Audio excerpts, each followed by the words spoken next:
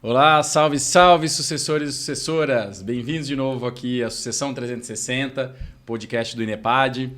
A gente está aqui gravando mais uma vez um podcast, eu aqui com a Nath, minha sócia do INEPAD, e aqui no podcast também. E aí, pessoal, hoje a gente está com o Matheus da Somassa e quero agradecer a sua presença, Matheus.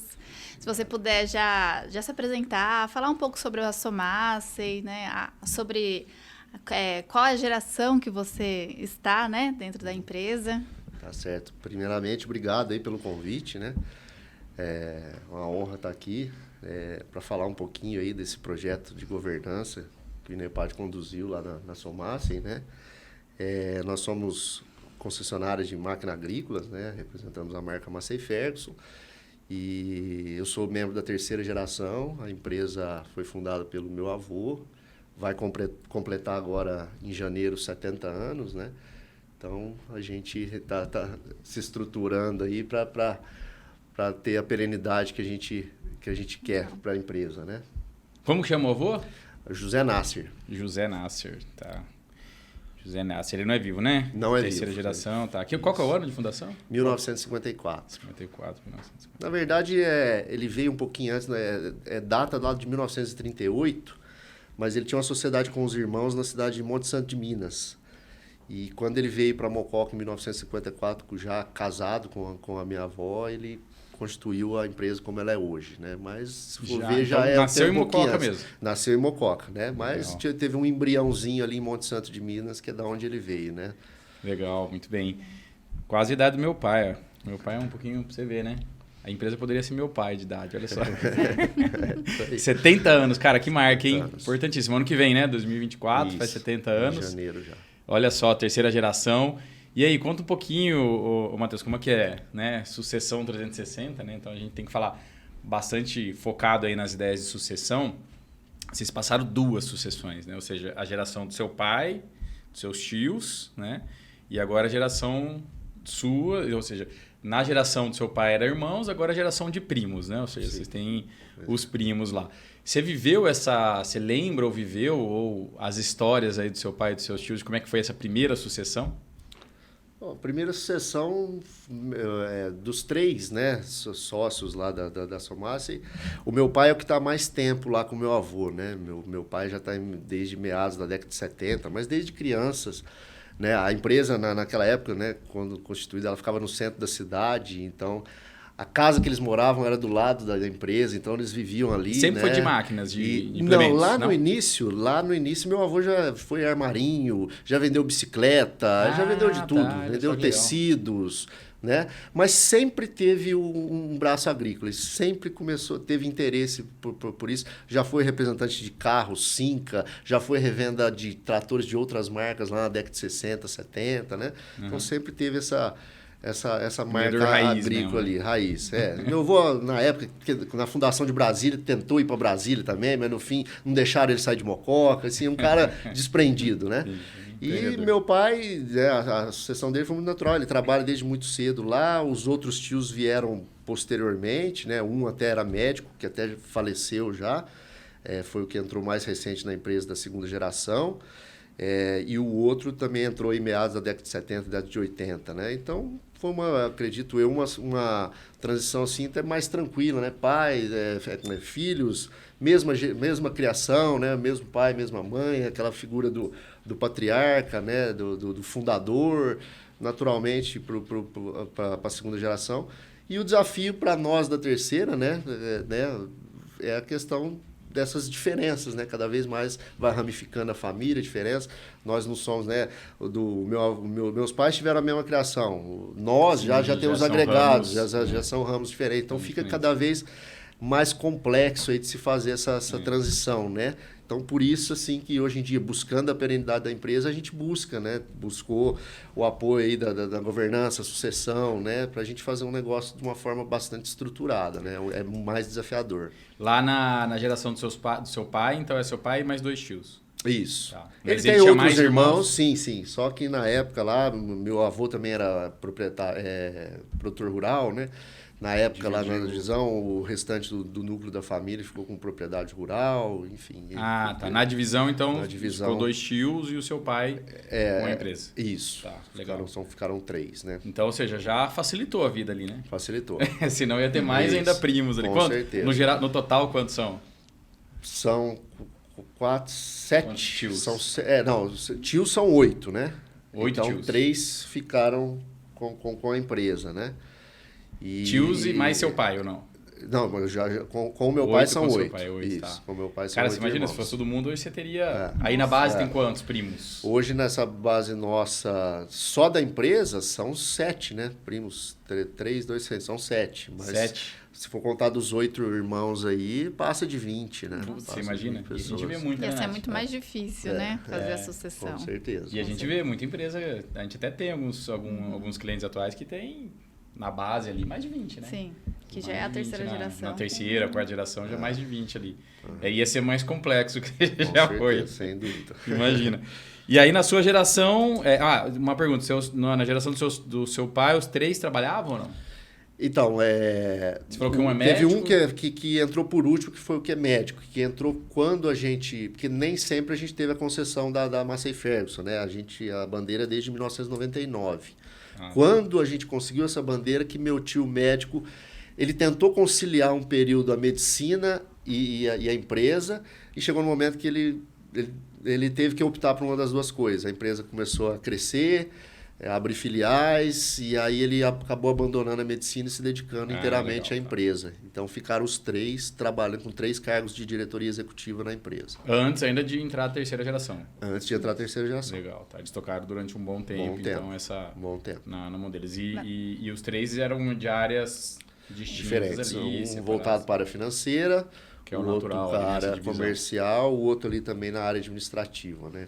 Mas o seu tio que era médico, né? Mesmo focado na medicina, ele sempre acompanhava o negócio? Sim, sempre. E como que era esse sempre acompanhamento? Muito presente, assim. Eu não estava muito presente na empresa nessa época, né? Que foi bem na época que eu estava estudando fora, né? Eu não acompanhava muito a rotina da empresa, eu não morava em Mococa, né? Que é a nossa sede. Mas ele sempre foi uma pessoa extremamente estudiosa. Então, aquilo caiu para ele de uma maneira que ele é muito disciplinado, era muito disciplinado, né? Ele é falecido. Então ele estudou, ele fez MBA na área administrativa, ele foi assim, ele era um cara de muita visão, né? Ele era um médico de referência, um pediatra em Mococa.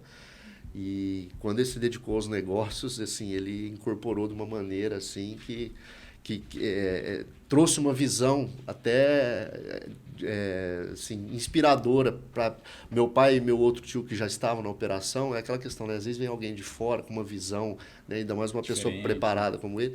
Ele fez a empresa assim, dar um grande salto assim, com essa visão dele de fora e, obviamente, com o conhecimento de mercado que meu pai e meu outro tio que já estavam na operação tinham, né? E seu avô é falecido quando? 1999. Foi bem no quando ano entrou da ele concessão. Não chegou a pegar, então... Muito no... Não chegou, Tá. não chegou. Mas antes, então, de 99, ele estava na gestão junto com o seu pai, com seus Ele já havia saído da gestão, já tinha aí uns 6, 7 anos antes do falecimento dele. Mas assim, como naquela época ainda a empresa era no centro da cidade e ele morava muito próximo, ele tinha uma rotina de todo dia até lá.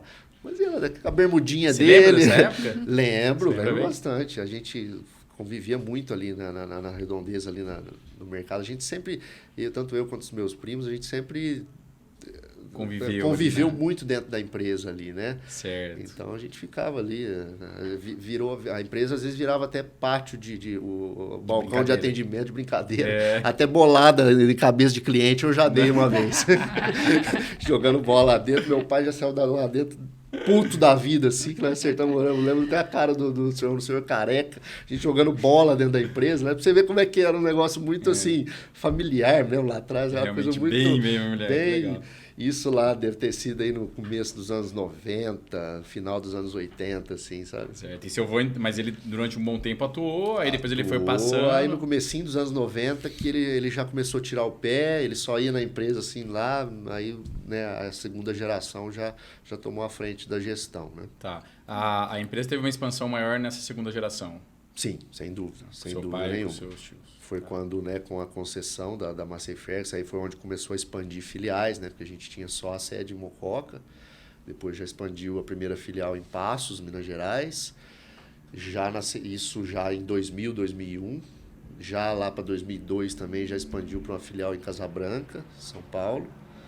E em 2010 a nossa última expansão para a região de Alfenas, Minas Gerais. Certo. E aí como é que foi a entrada da terceira geração? Conta um pouquinho disso aí. Quem foi o primeiro? Como é que foi essa O primeiro transição? foi o Kiko, né?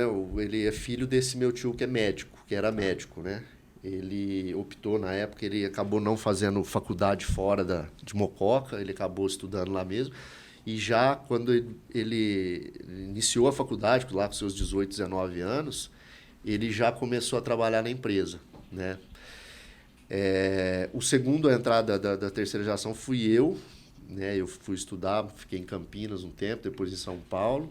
Você é formado no quê, Matheus? Eu formei em publicidade e marketing. Ah, Trabalhei um pouco nessa área na empresa, mais lá no início, mas depois eu vi que a minha área é mais administrativo-financeira. Então, depois a minha pós, né, MBA, essas coisas, eu fiz mais voltado já para a área administrativa, que eu vi que é uma área que eu consegui me enxergar muito melhor, onde eu estou até hoje, onde eu me sinto feliz, né?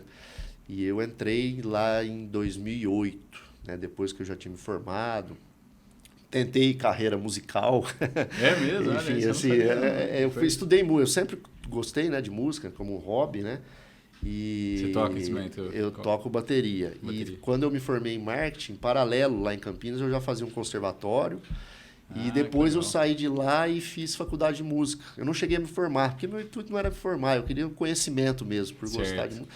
E aquela coisa jovem ainda, tenta assim, vou viver de música, não vou. Mas chegou a ter banda, assim, não? Sim. Até hoje eu toco com os amigos, tudo. Que legal. Mas para se viver de música, às vezes tem que se prostituir muito. E eu não estava muito afim de fazer isso, né? Né? E aí tinha a oportunidade de vir para a empresa, vim assim até... Posso até falar, caí até meio que naquele momento, a gente não tinha um projeto de governança estruturado, uma sucessão. Eu caí meio de paraquedas, porque meus tios eles tinham um acordo que era o seguinte, dos três, né, poderia ter um sucessor de cada um trabalhando na empresa. E na época eles falaram que tinha que ser homens. Era um acordo que eles tinham naquele momento lá atrás. E aí o Kiko já estava, eu me disponibilizei, até vim assim meio que sem saber em que área que eu ia atuar, né? Tanto é que demorou para eu me encontrar na área administrativa. Eu estou lá desde 2008 e eu me encontrei nessa área já em 2015, 2016, é onde eu estou até hoje, né? Onde eu me enxergo, é o que eu gosto de fazer. E, então foi meio que assim, não tinha assim muito... E depois, posteriormente, o Guto, né? Que é nosso primo um pouco mais novo, entrou lá em meados de 2011. Né? E o Guto foi o que entrou na empresa, na verdade, mais preparado da terceira geração, que ele já foi estudar agronomia, né? Já é do ramo. Ele, durante os períodos de férias dele da faculdade, que ele estudou em Lavras, ele fazia estágio na empresa, ele chegou a fazer estágio em algumas propriedades rurais de clientes nossos. Então, o Guto foi o cara que entrou mais preparado da terceira geração, certo? E hoje ele é nosso diretor comercial. O Kiko hoje está na diretoria de pós-venda, que engloba a parte de peças e serviços, e eu na diretoria administrativa financeira. E da terceira geração, só os três? Agora, de 2 anos para cá, 2 ou 3 anos, a Gabriela, que é outra filha do meu tio médico, do Dr. Roberto, ela teve uma vasta experiência em área comercial, ela é turismóloga por formação, mas ela sempre atuou na área comercial, de eventos, né? E trabalhou em grandes redes de hotéis, né? E com a pandemia, né, sofreu muito o segmento dela. Ela ficou 1 ano na empresa fazendo estágio, conhecendo a operação da empresa, que ela nunca tinha tido acesso. Então, ela passou no financeiro, passou no RH, passou no contabilidade, passou no marketing, no comercial, e ela se encantou com o marketing. E ela acabou assumindo aí essa coordenadoria da nossa área de marketing depois da pandemia. E está estruturando um departamento de marketing lá hoje. Hoje nós temos um departamento de marketing interno, que até então a gente trabalhava mais externo com agências, né? Hoje nós temos um departamento estruturado e ela que está tocando. Inclusive ela está de licença maternidade, agora está afastada, mas Ela é irmã do Kiko. Irmã do Kiko. Tá, legal. Irmã do Kiko. Vai ter um trabalhão no começo do ano agora, hein? Vai ter um trabalhão. Fazer marketing de 70 anos, Pois tem é. que fazer um barulho. Já estão trabalhando Já bastante. estão, né? Vai ter que fazer um barulho. Na verdade, desde o início do grande, ano já estão fazendo o cronograma dessa campanha aí, né? Legal. E, Matheus, quando você veio para o negócio aí da família, quais foram as principais dificuldades que você enfrentou, obstáculos ou facilidades também? Como que foi esse processo para você? A primeira coisa, assim, né? Conforme até falei anteriormente, eu não sabia direito o que eu ia fazer na empresa, né? Eu acho que a gente não tinha um grau de maturidade, assim, dessa questão de sucessão, governança, que, é filho do dono, vai vir trabalhar. Né? É uma visão que você tem no início. Então, o grande desafio é você provar que no dia a dia que você tem competência, né? Então, assim, o grande desafio foi buscar conhecimento, trabalhar perto de pessoas que agregam, né? E buscar capacitação, né? Formações, né? Acho que esse é a grande... Porque a gente precisa provar que a gente é capaz de estar ali, né? Porque nós temos bons profissionais que poderiam estar ocupando o nosso lugar ali. Você tem, claramente você tem hoje uma... Até porque a gente acompanhou, né? Ou seja, a gente acompanhou parte do seu desenvolvimento, a gente acompanhou o processo lá, a gente sabe que você tem um gosto muito grande em trabalhar na empresa. Mas lá no início você tinha... Como é que foi, assim? Você tinha uma vontade ou isso foi... Porque pelo que você contou, você não foi muito certo ainda, se eu entendi bem. Eu vim meio que assim, sem saber o que fazer, mas eu já estava... até com a minha mulher, que eu sou casado hoje, né? A gente já tinha planos, né? Então eu falei, ela brincava até comigo, ela é fisioterapeuta, ela já estava no mercado e ela já estava bem consolidada no mercado. E eu estava naquela questão, como eu falei, ia viver de música, não ia, né? E ela ainda brincava comigo, os nossos horários não vão bater, eu trabalho de dia, você trabalha à noite.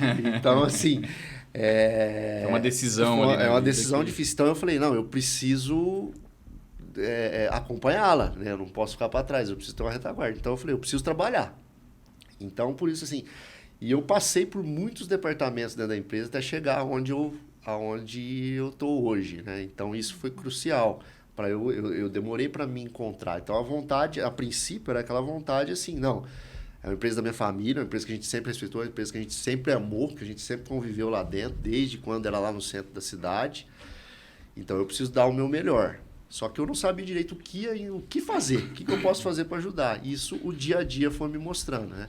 Então, teve essa motivação, né, de montar uma família e de gostar da empresa, mas demorou alguns anos aí para eu me encontrar na área que é a área que eu gosto. Né? E o segmento, eu sempre admirei muito o segmento, né? Um setor, né, que é responsável aí por percentual grande do PIB do Brasil, 50% das exportações do Brasil sai do agro, então é um setor pujante, né? O Brasil celeiro do mundo, então eu falei, nossa, é um segmento louvável, né? Que gera energia, gera alimentos para o Brasil, para o mundo, né? Então é louvável trabalhar num segmento desse, né? E aí quando você entrou lá, chegou a ter alguma resistência tanto da família quanto do pessoal interno lá? Não, isso aí foi tranquilo. Sempre tivemos, acho que tanto eu quanto os outros da terceira geração, sempre tivemos bastante apoio. Né? Tanto da segunda geração. A gente entrevistar aqui o sucessor, a gente está indo para o sexto que a gente entrevista já, né? A gente percebe que essa é uma dor bem comum, assim, não é em todos, mas é uma dor bem comum de resistências internas, né? Aquela história, como você falou, né? De ser o filho do dono, e aí o pessoal já olha, esse é o filho do dono, não necessariamente ele tem competência, tem que se testar ali, né? Você tem que a cada dia ir provando e buscando, né? E, enfim, é difícil, não é uma posição fácil, não. Certo. E aí hoje você está desde 2015, você falou que está então nessa área, consolidou bem lá. Então, meio que agora já estruturou bem o processo ali com os 4 hoje, né? 3, mas a Gabriela, prima que também pode estar entrando. Aí conta um pouquinho, é legal, né? Assim, parece que é merchan, mas não é não, mas é um pouquinho também.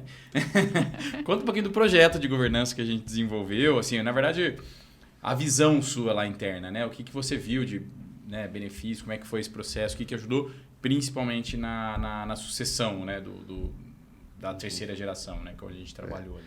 Acho que a grande questão é estruturar, né? Então, um negócio como assim, hoje a empresa sempre teve, mas cada vez mais ela tem que estar em primeiro lugar, né? Os interesses dela, né? Então, o projeto de governança ela nos deu uma sustentação, né? Porque, assim, várias pilares aí da governança. Um acordo de acionistas bem amarrado, regras para sucessores entrar na empresa, né? Porque hoje, o que a gente estava falando agora há pouco, cada vez mais a família vai crescendo. Se todo mundo quiser ir trabalhar na empresa, não é sustentável, né? Uhum. Então, você tem que fazer isso de uma maneira estruturada, tem que ter um crivo do RH, tem que ter, a vaga precisa existir, tem que ter um crivo do RH e de um conselho consultivo, que é outra coisa que foi estabelecido aí com o projeto de governança. Hoje nós temos um conselho ainda consultivo, mas bem estruturado, já com um conselheiro independente. Estruturamos um código de ética e conduta, né? Então, tudo isso dá sustentação para essa perenidade da empresa, né? Então, isso aí nos deixa bastante à vontade. Nós temos que pensar para os próximos 50, 70 anos aí, né? Então, tem que ter esse cuidado, né? Família grande, cada vez mais interessados ali, então tem que ter esse cuidado. Né? Você falou 7 ou 8, né? Na terceira geração. 8, não, 7, né? 7 primos. 7 na terceira geração, primos, né? Vocês têm idade parecidas ou não, Matheus? Sim, é tudo aí na faixa etária aí de hoje de 30 a 45 anos, de 30 e pouco até 45 anos. Já deve estar então próximo de ter filhos ou já tem filhos? Já, né? Muitos já têm. Tá, Eu acho que todos já têm. Você não tem ideia de quantos? Você já fez essa conta de quantos tem na base? Olha, da quarta geração? Olha, Você tem quantos? Eu tenho um, né? O Kiko tem um, o Guto tem 2, a Gabriela tem 1, a Silvia tem mais 2, Fernanda mais 2, minha irmã mais 2, 11, já são 11. Acho que eu não esqueci de ninguém. 11. Até que resolveram ter pouco, né? Porque teve vários aí com só. A segunda teve 7, né? Agora a terceira teve 11. Uma vez já me perguntaram, te contei essa já, uma vez me perguntaram, né? Qual que é o segredo de sucesso das empresas, que a gente lidar com muita empresa, né? A parte de estratégia e tal. Aí eu falei, cara, o segredo de sucesso é muito difícil, né? Muita coisa envolvida. Tem alguns indicadores ali, algumas coisas que a gente já identificou, mas é difícil, né? Agora, o segredo de insucesso é ser fácil, ter muito filho. Se na terceira você resolvesse ter cada um 3, aí o negócio ia ficar complicado para a quarta geração, você imagina? É bastante complexo. Mas aí, sei lá, 20 anos para frente, tá entrando essa turma toda aí, né? Talvez até um pouquinho menos. Pois é. Já o pessoal já vai começar Já tem alguns da quarta geração que já tem aí 12, 13 anos já. Próximo de 100 anos é a fase da quarta geração, né? A gente até entrevistou aqui o Samuel Passalaco, ele é da quarta geração da empresa, está completando 100 anos ano que vem também. Eles têm exatamente 30 anos a mais que vocês. E aí, bom, e como é que você enxerga esse ponto? Você entende que agora, né, com essas regras, então vocês criaram um ambiente onde, primeiro, né, essa geração da terceira já fica estabelecido e para a próxima a regra continua funcionando. Sim. Já entra nesse padrão. A Gabriela, que foi a última que entrou da terceira geração, já entrou nos moldes da governança. Tá bom. A vaga existia. Teve que passar todo o processo. Teve entrevistas com outras pessoas do mercado quando se divulgou a vaga, né? Participaram do processo seletivo e ela acabou, né, tendo o crivo do conselho e também do RH, né? Então, a Gabriela, que é da terceira, inclusive a Gabriela já é sócia, porque como o pai faleceu, ela já tem participação na empresa, né? Mas ela já passou por um diferente da gente que entrou lá 10, 12, 15 anos. O Kiko, acho que tem mais tempo, deve ter já 20 e tantos anos de empresa, né? Certo. E conta um pouquinho dessas regras. Isso é legal, porque como a gente tem, né, bastante sucessor que está assistindo, que estão em fases diferentes, né, que podem estar passando por fases diferentes, e a gente sabe que não tem regra escrita em pedra, né? Na verdade, cada empresa tem uma forma. Mas é legal contar as experiências, né? Aliás, esse é o intuito do podcast, né? Contar as experiências. Como que funciona essas regras lá, assim, de sucessão? Para cargo executivo, é isso? Para cargo executivo, para cargo de conselho, né? Como é que é assim? Para cargo executivo, né, é aquele negócio. A vaga precisa existir, precisa ter aderência com a vaga, né? Então, não pode entrar, o sucessor não pode entrar simplesmente porque quer. Porque quer, né? Então é isso. Para ser membro do conselho, né, hoje ainda o nosso conselho, como ele está em fase de amadurecimento, ele ainda se confunde com algumas coisas, porque nós temos membros do conselho e gente que tem cargo executivo da empresa. A gente sabe que isso num médio, longo prazo aí, pode ser que não funcione mais, né? Porque pode haver um conflito de interesses. Então, hoje, praticamente, assim, cada 33% de participação na empresa pode indicar um membro para o conselho. Certo? Entendeu? Essa é a regra que a gente... Quem compõe hoje o conselho? Seu tio, seu pai? Isso, meu tio, meu pai. E a gente, né, como diretores executivos ali, a gente também tem voz ativa ali. Meu pai, quando não está numa reunião de conselho, eu represento, né? Isso funciona para os outros também, né? Seu pai e seu tio, uma dúvida, eles não estão na gestão mais? Já estão ainda na gestão. Ainda na gestão? Ainda estão na gestão, tá? Hoje um deles é até o nosso diretor executivo, a gente reporta a eles, que é o Eduardo, meu tio. O meu pai, hoje, ele tem um órgão muito representativo para a empresa dentro, ele cuida da diretoria de licitações, que a gente tem forte atuação junto a órgãos públicos, né, e vendas para órgãos públicos, e meu pai coordena esse departamento hoje. E então eles estão ainda bastante assim na rotina. Já não estão como já foram, né? Eles já foram bem mais ativos, acho que eles estão dando essa credibilidade para essa terceira geração fazer a gestão da empresa. Eles já comentam em saída, inclusive isso já foi tema de reuniões recentes nossas, de quantos anos ainda deve ficar por lá, mas aquela questão, se eles saírem definitivamente, eu acho que eles ficam até doentes, né? Então, assim, eles devem ir para uma posição aí, em alguns anos, somente de conselho, provavelmente devam ir à empresa todo dia, mas sem, né, com horários flexíveis, né?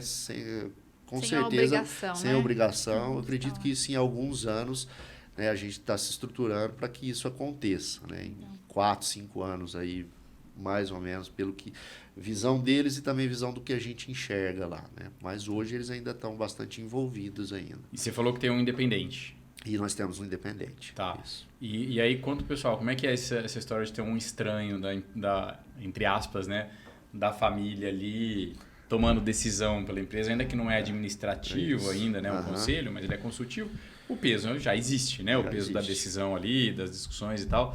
Como que é e como que foi para vocês isso? Né? Teve resistência? Como que é? Com certeza tem, né? Sempre tem uma resistência e até, inclusive, para convencer a segunda geração a ter um conselheiro independente, a gente teve muito cuidado para fazer a seleção, né? Então, na época, a gente estudou vários currículos, fizemos alguns contatos, né? E, então, trouxemos uma pessoa que tem muita aderência com o nosso segmento, né? Uma pessoa de bastante conhecimento, e que vive o nosso negócio, é conselheiro de outras empresas também do ramo, né? Não necessariamente máquinas agrícolas, concessionária de máquinas agrícolas, mas fabricantes, alguns fornecedores nossos. Então, uma pessoa bastante preparada. E, assim, foi aquele impacto, né? Trazer o cara e vir a primeira reunião, eu lembro que eu fiquei de olho, assim, a reação do pessoal, né? Só que eu já acho que a visão que eu tive desde a primeira reunião de conselho, o pessoal já falou, não, realmente vai agregar muito, vai agregar e traz visões inovadoras, né, para o nosso dia a dia, tem amplo conhecimento, é aquela coisa, né, você está muito envolvido ali na rotina, às vezes você acaba ficando com uma visão um pouco míope aí do lado de fora, então você tem uma pessoa ali para te trazer algumas visões óticas diferentes, né? É bem importante, está sendo bastante proveitoso para a gente. E isso já se iniciou lá na época ainda que o INEPAD estava lá, né? Uns 28 meses que ficou lá com a gente. No final, aí, nos 7, 8 meses finais do projeto, o INEPAD já trouxe, né, essa figura do conselheiro independente para a gente pôde aprender muito ali. O conselheiro também que o INEPAD trouxe na época, até a gente também que fez a escolha internamente, também trouxe bastante uma ótica diferente para a gente, visões de crescimento estruturado, né? Planos de expansão, então foi muito importante. Então foi onde a gente teve o primeiro contato com o conselheiro independente, foi ainda dentro do projeto, né? E hoje a gente está tocando com o projeto já entregue, né? Mas aquele negócio, e continua lá, né? A governança não para nunca, não, né? A gente está sempre, né? Cada dia mais uma evolução ó, isso aqui contínua, precisa né? evoluir, isso aqui a gente não evoluiu tanto, isso aqui, né? Então, não para por aí, né? A gente fala que o sucesso do nosso cliente é se realmente a efetividade acontece e isso vira uma cultura. Se isso tem que estar enraizado ali, né? Ou seja, agora não acaba mais, né? Ele só se aprimora internamente lá e tudo, mas vocês certamente foram um dos clientes que tiveram maior efetividade, assim, isso é muito bom, porque a gente vê o quanto que isso teve de benefício, né? De coisas boas lá. A gente fala muito assim, né? Que dentro do conselho, a ideia é você ter 2 linhas ali de trabalho, uma linha na parte que a gente chama de relacionamento, né? Ou seja, tratar ali as regras de sucessão, o regulamento do conselho, contratos, né? Toda a questão relação família-empresa, tudo isso ser tratado ali também. E a própria estratégia da empresa, olhar para frente, né? E começar a pensar, o conselho olhar esse futuro e começar a ter uma visão mais clara e desenhar esse caminho, né? Qual que é o caminho. Até por isso do independente ter essa participação. Isso como que ficou lá? Assim, primeiro ponto, né? Vocês já tinham esse hábito de fazer esse planejamento, de olhar mais a longo prazo e tudo mais. E como que é hoje? Como que está a estrutura lá de estratégia, né? De plano estratégico de vocês? Bom, não tínhamos. Tá? A gente vivia o dia a dia. Né? Então, eu acho que esse foi a grande virada aí no projeto de governança. Né? Se olhar de uma maneira estruturada para o futuro. Né? Eu acho que isso aí nos tirou daquela visão míope, né? Aquela coisa só do dia a dia, rotina, acordar cedo, chegar na empresa, fazer ali o que você tem que fazer, extremamente operacional e não conversar sobre mercado, né? Isso aí nos abriu muito, né? Hoje as nossas reuniões de conselho mensais, né? A gente mantém dados econômicos, né? A gente apresenta tudo isso, commodities, né? Comportamento de commodities, então foi incorporado na rotina e junto com isso veio a criação de uma secretaria de governança lá dentro. Hoje nós temos uma secretaria de governança, então é uma pessoa que está com a gente, uma secretária, que a rotina dela não é só lá participar das reuniões e colher material para formular uma ata. Não, das reuniões são gerados planos de ações que ela tem uma rotina durante o mês de acompanhar como é que está o andamento desses planos de ações nos determinados departamentos, né? Então, isso é o que dá essa visão. Em linha com o planejamento estratégico que a gente faz, né? Para os próximos 5 anos, as metas, os objetivos, a gente vai acompanhando esses indicadores, né? E ela vai trazendo isso na reunião seguinte, ó, o que andou, o que não andou, que status que está. Então, eu acho que isso é um grande segredo para essa continuidade, né? De você olhar para frente. Se não tiver alguém que está ali... Como eu falei, hoje o nosso conselho ainda se confunde muito com a diretoria, então possa haver conflito de interesse. Então, tem que ter uma pessoa ali de uma posição neutra que ela vá cobrar da mesma maneira, que tenha uma abertura com os diversos gestores para acompanhar mesmo o andamento desses planos de ações que foram gerados aí, baseados, né, tendo sempre como base o planejamento estratégico. Legal, Matheus. Bom, você disse que com essa governança, implementando esse conselho consultivo, vocês conseguiram dar um toque maior, né, de estratégia dentro da organização, ter aí o seu tio, o seu pai focado, né, nessa estratégia. Você acha que esse processo, então, de governança ajudou a eles focarem mais nessas áreas estratégicas e deixarem o operacional, né, para os demais, né, para os gestores, para a terceira geração? Sem dúvida. É um paradigma que teve que ser quebrado, né? E não foi quebrado totalmente ainda. Como eu falei, eles ainda estão muito assim ali dentro, né? Mas você vê que hoje eles têm um outro comportamento dentro da empresa. Assim. Você vê que, além da credibilidade que eles estão dando para nós da terceira geração, hoje eles conversam mais sobre assuntos estratégicos. Né? Então, foi crucial assim, e importante alguém de fora trazer isso para eles. Né? Porque, às vezes, a gente, no dia a dia ali... Santo de casa não faz milagre, né? Santo de casa não faz milagre. Então, isso aí funciona muito na governança. Para trazer essa visão diferente é crucial, ainda mais, né, uma geração mais velha, né? Meu pai e meu tio estão com seus 65, 67 anos, né? Enfim, nunca tiveram assim acesso a alguma coisa desse tipo, né? Sempre trabalharam daquela maneira e tinham assim até aquela visão que assim, ó, sempre funcionou assim, vai continuar funcionando. E não é bem assim, né? O mercado, nesse dinamismo que nós temos hoje, né? Nem tudo que se fez no passado vai servir, né? Alguma coisa assim, lógico, a gente tem que aproveitar o conhecimento, né? Algumas condutas feitas já no passado, mas algumas coisas a gente tem que se moldar, né? Hoje em dia, né? Você vê muitas gerações presentes na empresa. Hoje nós temos pessoas, menores aprendizes até gente de 60 e 70 anos na empresa, né? Então, a gente, acho que abriu um pouco o olhar deles para isso, para olhar um pouco para essas pessoas mais novas, assim, como é que eles veem. Até o planejamento da própria gestão de pessoas ali, né? Que é uma coisa difícil hoje. Talvez um dos assuntos que mais abordados nas empresas, né? Sim. O caso de vocês é um caso até relativamente um pouco atípico do normal em termos de pensar em planejamento, porque vocês dependem de alguma forma da própria massa aí, né? Sim. A gente tem, inclusive, olha que interessante, né? Acho que o setor automobilístico e de máquinas, né, são setores que eles naturalmente acho que estão sempre um passo à frente aí dos outros setores, pelo menos uma percepção. No sentido de olhar o mercado, acho que eles têm, se pegar historicamente, né, eles saíram na frente nas questões aí relacionadas a processo produtivo e tal, sempre está um passo ali. Eu sei muito do setor automobilístico e um pouquinho, claro, também do de vocês, porque automotivo, aliás, estou falando automobilístico, não, automotivo, né? Que eles estão olhando muito para as concessionárias, né, que é o caso de vocês, para a estrutura de governança que eles têm. Porque eles fizeram, possivelmente, imagino eu, algum estudo similar ao que a gente também já fez, né, no INEPAD e tiveram a percepção de que o que quebra empresa, né, no Brasil, principalmente familiares, são as gestões de relacionamento, principalmente relacionamento de gerações, né, coexistindo ali e tal, ou seja, sucessão, relacionamento societário e tal.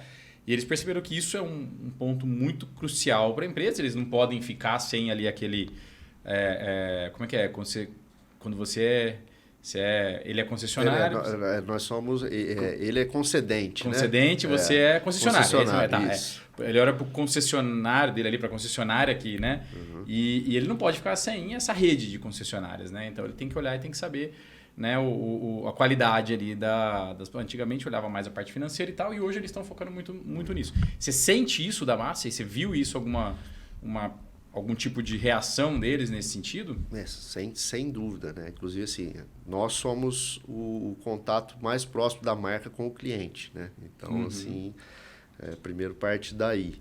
Segundo, que a gente vê cada vez mais nas exigências dos programas de performance de concessionárias, né? Que anualmente eles renovam esses programas de performance, que eles já estão incluindo toda essa questão também de governança, sucessão, planejamento estratégico, né? Nós tivemos uma reunião há alguns meses com alguns diretores da montadora, inclusive assim, a gente sabe a rotina pesada de diretores de montadoras, né? Então os caras, é difícil a agenda. A gente teve a honra de receber 4 diretores no mesmo dia na nossa empresa, há alguns meses, uma coisa que eu jamais tinha visto. E eu me lembro, numa das conversas lá, um dos diretores, ele tocou na palavra governança pelo menos umas 50 vezes. No bate-papo que a gente teve lá de umas 2, 3 horas, né? E eles trouxeram isso para a gente, a visão da Casa Nasser, da Somacer hoje dentro da Massey Ferguson é diferente exatamente por ter uma estruturação desse planejamento sucessório e de governança. Então, isso muda, abre caminhos, nos faz enxergar assim até expansão, né? Eles enxergam isso para a gente, né? E foi assim, uma mudança da visão que o nosso grupo teve lá dentro da fábrica, né? E essa questão da governança corporativa traz uma credibilidade, né? Dá uma retaguarda para eles que assim assim fantástico, né? É fantástico, não? Foi um negócio mudou a imagem assim, nitidamente, tá? Além, obviamente, esse programa anual que a gente é classificado, os pontuados, né? Tem performance comercial e a gente sempre teve uma pegada comercial bastante agressiva, né? Tem a performance financeira, a performance de qualidade, né? Pois é. É tão agressivo que você chegou a dar uma bolada. Uma bolada na careca do cliente. Enfim, mas cada vez mais, inclusive agora eles incluíram no programa desse ano também um programa de diversidade e inclusão no programa. Legal. Né? Também, que está dentro do contexto da governança. Ontem, anteontem, teve um evento em São Paulo. Nós temos uma pessoa responsável na empresa que é a gestora de diversidade e inclusão dentro da concessionária. Ela foi participar desse evento. Né? Então, você vê que tem outros olhares, né? Além da performance financeira, comercial e qualidade. Né? Mas o ESG, né? Que é o que engloba a governança ali, parte da governança, ela... Até pouco tempo atrás era usada como marketing, agora ela é usada realmente como resultado, né? Gera resultado, gera sustentabilidade. E aí o pessoal está percebendo que não é só marketing, que esse negócio funciona mesmo, né? Pois é. Matheus, e a quarta geração? Eu sei que eles são pequenininhos, né? Mas eles já têm a consciência, né? Que tem uma empresa da família. Eles já mencionam que tem vontade de trabalhar lá, algum deles, né? Eu acho que o seu filho é bem pequenininho, meu filho tem 7 anos. Ele brinca, ele adora ir na empresa, assim. Quando ele tem a oportunidade, ele vai lá. Então, assim, ele já falou, assim, mas assim, a gente não sabe, né? Muito cedo ainda. Muito cedo. A mais velha da quarta geração, se eu não estiver enganado, é a da minha irmã. A minha sobrinha Amelie, que tem 13 anos. Também nunca, assim... Não tem conhecimento, assim, né? Minha irmã poderia falar melhor, assim, mas eu acho que ainda são pequenos, né? Eu acabei não abordando esse assunto. Eu comecei, mas não abordei, né? Você falou da sua irmã, agora é uma coisa importante. Vocês, então, estão os 3 e agora entrando também a sua prima, Gabriela, na gestão também. Aí são 7, então tem mais 3 que não estão na gestão. Mas eles têm esse olhar de dono, esse olhar de acionista do negócio, ou de que vão ser acionistas, eles acompanham de alguma forma, tem previsão deles participarem, por exemplo, no conselho, como que é isso? Dessas 3 que estão fora da operação, uma já é sócia, que é a Silvia, que é irmã do Kiko e da Gabriela, né, que é filha do meu tio, ela já é sócia, ela acompanha mais. Tá. Então, eventualmente, alguma reunião de conselho, ela participa. Ela tem a carreira dela, ela trabalha no Google, em São Paulo, mas quando ela consegue, ela participa, né? A minha irmã e a Fernanda, que são, por enquanto, herdeiras, né? Não participou em nada. Assim, mas tem essa previsão, se elas quiserem participar de conselho e tal. Já é uma coisa assim que a gente já fala, né? Quando o projeto de governança entrou lá, a gente fez questão de compartilhar o que está acontecendo, o que é esse projeto, o que ele trata, né?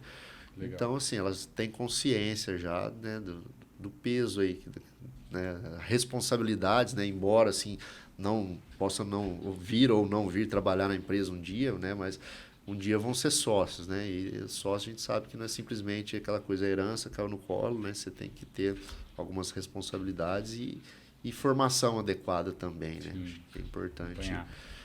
E aí a gente falou de planejamento. Como é que você enxerga? Essa pergunta é clássica, tá? Eu faço em todos. Como que você enxerga o futuro da Somassi? Assim, como que você... Talvez como queira, né, o futuro, ou como que você enxerga isso? Você quer, né, expansão, é vender um dia a empresa, é perdurar na família, é abrir capital, enfim. O que você enxerga assim, de futuro quando a gente pensa em bem mais longo prazo? Assim? Eu acho que é unânime lá, pelo menos quem está ali na operação, a expansão. A expansão. É unânime. A gente está, como eu falei no início, é um segmento pujante, né? A gente gosta, sabe, da responsabilidade que esse segmento tem, né, para a população em geral, brasileira e mundial, né? Então é um segmento que a gente gosta de atuar. Então nunca se foi falado em assim um dia crescer e vender, pelo menos porque assim, até a gente sabe que às vezes buscar um projeto de governança também pode às vezes mostrar um caminho que de repente, vamos crescer, mas vender a empresa em um determinado momento. Mas isso não chegou ainda não. Mas não nessa geração. Enquanto nessa geração é a perenidade com o controle acionário da família mesmo, né? E temos planos de expansão e é a visão geral que todos temos lá. Crescer sempre no mesmo... Aliás, outra coisa, a família, esse núcleo familiar, né? Do seu tio com seus tios com seu pai, esses 3, chegou a diversificar em outros negócios ou não? Em algum determinado momento, a gente tinha uma sociedade ali em Sertãozinho, né? Mas também era no mesmo ramo. A gente tinha uma empresa que fazia venda e reforma de componentes para as colhedoras de cana. A região aqui, né? Região canavieira. A gente ficou uns 3, 4 anos aí com essa sociedade, mas depois a gente quis dar foco lá, né? Aí teve a morte do meu tio e aí a gente acabou optando por dar foco na concessão e nas outras marcas de implementos aí que a gente representa, né? As outras concessões que a gente tem lá no ramo agrícola. Então. Nós temos a concessão da Jato também, colhedoras de café, né? Aproveita para fazer um merchan também aqui, pô. Você já vendeu o produto aí. Você acabou não contando exatamente os produtos Isso, os nós produtos temos, e serviços. Toda a linha Massey Ferguson, né? De tratores, colheitadeiras, pulverizadores, peças e oficinas, né? Toda a parte de pós-venda, né? Serviços, né? Nós temos também a concessão da Jato nas colhedoras de café também, com serviço de pós-venda também. E na parte também de jardinagem, né? Da Husqvarna, a gente representa também, mais essa linha de cortadores de grama, jardim, enfim. Então nós temos toda essa estrutura dentro da empresa, né? Então, mas sempre assim, quando diversificou alguma coisa, sempre foi dentro do ramo agrícola, né? E da ideia de concessão, sempre trabalhar nessa ideia de concessão. Isso. Entendi. A expansão de vocês depende da Massey ou não? Depende também, né? As concessões você tem que ir conquistando ali, vamos dizer assim. Existe um plano, a fábrica está num processo de estruturação muito grande, né? De reestruturação, eles estão cada vez mais reduzindo o número de concessionários, eles querem menos concessionários com áreas de atuação maiores, né? Então, Entendi. Eles estão, né, já há uns 4, 5 anos nesse movimento, né? E sempre tem que haver a validação deles, né? Se você quer expandir, né? Você precisa da validação deles. Se está no planejamento deles, na estratégia deles, determinada concessionária assumir tal região, né? Então, certo. A gente fica... Você chega a concorrer com outras concessionárias ou não? Você concorre só com outras marcas? Não, com outras marcas, né? Porque existem regiões de atuação, né? Que a gente, é bem definido. É bem definido. Não pode atuar, é bem definido. Inclusive, rola indenização se você vender na área de outro. Entendeu? E se o mercado já está tão competitivo... Se você ainda para você ainda ter que embutir no preço do produto que você vende uma indenização, aí você está fora. Acabou, é verdade. Competitivo. Então, não tem. A concorrência é entre as marcas, as outras marcas concorrentes. Né? Certo, muito bem. Bom, a gente está começando a se aproximar do fim aqui. Tem mais alguns minutinhos aqui de podcast, Matheus. Você passou e tem passado por um processo de sucessão e a gente julga como um processo bastante maduro, né? Vocês desenvolveram muita coisa legal lá, teve a ajuda do NEPAD, mas assim, o NEPAD ele é só um assessor. Quem faz tem que ser a empresa, né? A gente fala muito isso, que a gente não faz nada por ninguém, a gente só assessora, a gente organiza, a gente mostra o caminho. E vocês fizeram com muito afinco lá e deu muito certo, muito resultado positivo e tudo mais, como a gente tem visto agora. O que você daria de as dicas finais aí, vamos colocar assim, né, do podcast, para quem ainda não passou, vai passar por esse processo, assim, qual que é o caminho que você enxerga e o que mais, principalmente, assim, o que vocês erraram, né, que parte que vocês erraram, que você julga, fala, puta, isso aqui a gente fez, não foi legal, isso aqui, esse caminho é mais legal e isso aqui faz sentido vocês, né, o pessoal realizar, né? O que você daria aí de dica? Eu acho que o primeiro passo é a empresa se sintonizar assim, em qual momento ela deve assim, procurar um apoio nessa questão da governança. Eu acho que cada vez mais que vai ficando mais complexo os núcleos familiares, assim, uma coisa que eu acho que a gente acertou muito. Eu acredito que, né, muitas empresas procuram alguma coisa, um projeto nesse âmbito, quando já existe algum conflito, alguma coisa ali, sabe? A gente fez antes, a gente se antecipou. A empresa, assim, é lógico, divergências existem e sempre vão existir, né? Empresa que todo mundo pensa igual não cresce, né? Então, assim, a gente sempre tem um propósito e a gente procurou isso antes. Então, isso acho que foi o primeiro passo fundamental, né? De procurar essa assessoria num momento que todos não existe nenhum tipo de conflito entre gerações, né, entre mesma geração. Segundo passo é ter um mentor dentro da empresa, né, que dê corpo para aquilo, porque e mobilizar toda a família e os principais gestores, consequentemente, vão mobilizar todo o quadro de colaboradores, né? Isso aí é diário, né? Eu acho que é um desafio diário, né? Porque se não tiver alguma pessoa que compra a ideia e fala, eu acredito nesse projeto, não vai andar. É o que você falou, o Enepad, ele assessora, dá os caminhos, ajuda a estruturar, mas tem que ter, no dia a dia ali, tem que ter alguém empenhado em dar corpo para isso aí. Então, desafios vão ter muitos, principalmente para a geração mais velha que está na gestão naquele momento, ali, né? De saída. Então, assim, não desanime com às vezes, alguma coisa, você fala, isso aqui não vai dar. Porque tem hora que você fala, será que vai? Será que não vai? Você vê que tem gente mais mobilizada, tem gente que não está tão mobilizada. Só que aí você começa a mostrar dados, né, indicadores de que o projeto está funcionando, aí a pessoa vai tendo mais credibilidade no projeto. Então, assim, é não desistir, né? Porque sempre vai ter pessoas que acreditam mais, pessoas que acreditam menos.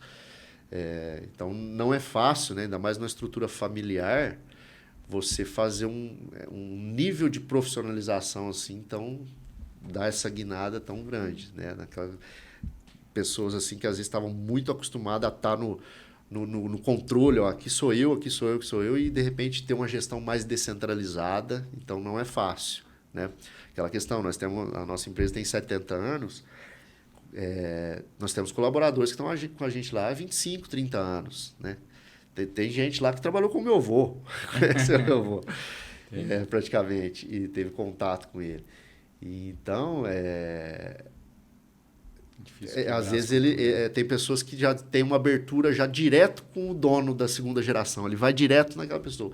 E o projeto vem para mostrar, não é bem assim mais. Tem que ser um negócio organizado, tem que ter um caminho, né?